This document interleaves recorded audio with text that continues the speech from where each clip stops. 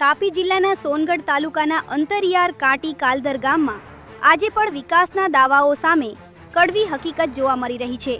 ગ્રામજનોના આક્ષેપ મુજબ મુખ્ય ગામ સાથે જોડતું નારું છેલ્લા 3 વર્ષથી ધોવાઈ ગયું છે, જેના કારણે ચોમાસામાં આખું ફળિયું સંપર્ક વિહોણું બની જાય છે।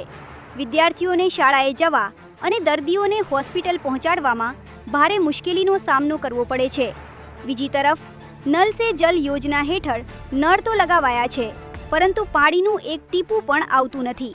પાણીની ટાંકીઓ પણ બિસ્માર હાલતમાં હોવાનું ગ્રામજનો જણાવી રહ્યા છે। આ વચ્ચે ગામની એક માસૂમ દીકરીએ મુખ્યમંત્રી ભૂપેન્દ્ર પટેલને ભાવુક અપીલ કરી છે કે ભૂપેન્દ્ર દાદા, અમારા ગામમાં પાણી અને રસ્તાની સુવિધા આપો। હવે સવાલ એ છે કે સુશાસન અને વિકાસના દાવાઓ વચ્ચે શું કાટી કાલદર ગામના લોકોને તેમનો મૂળભૂત હક મળશે?